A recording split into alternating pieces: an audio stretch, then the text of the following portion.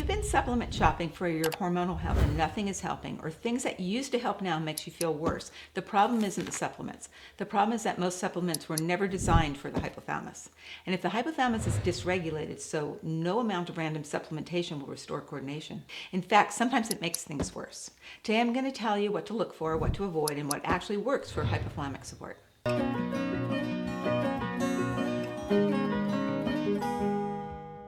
Over the years, I've worked with thousands of people who've reacted poorly to supplements they should have tolerated. They felt wired instead of calm, anxious instead of supported, inflamed instead of balanced, worse instead of better.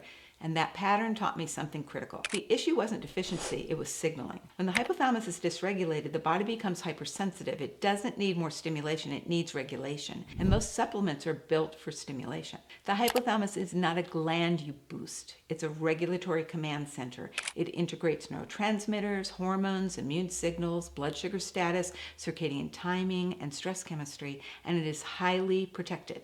It does not respond well to megadoses, isolated compounds, synthetic stimulation, or random stacks of trendy ingredients.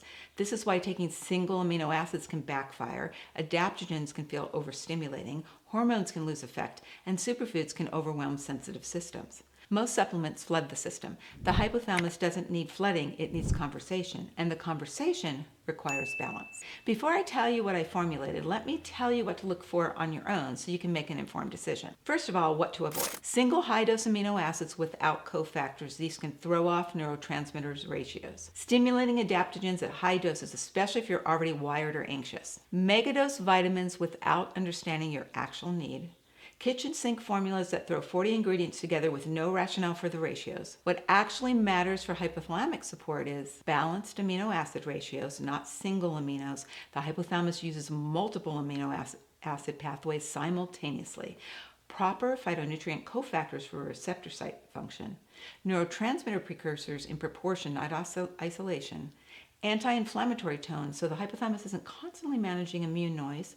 Digestive tolerance, because if your gut can't absorb it, your hypothalamus never receives it. Bioavailability and consistency over time. The hypothalamus listens for patterns. If you overwhelm it, it protects itself. If you support it gently and consistently, it recalibrates. When I created Genesis Gold, I wasn't trying to create a stronger supplement. I was trying to restore communication. That meant a precise amino acid blend, micronutrient-dense greens, adaptogens and non-stimulating ratios, digestible plant compounds, and ratios designed for tolerance, not intensity. Because hypothalamic repair is not about forcing, it's about reestablishing rhythm. And rhythm is restored through consistent balanced signaling, not spikes.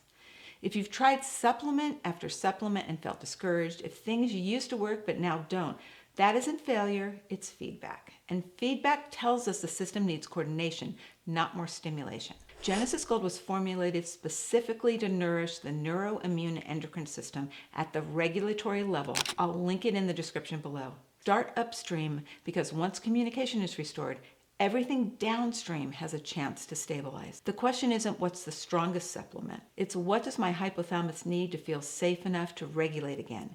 And when you shift that question, everything changes. I'll see you in the next video.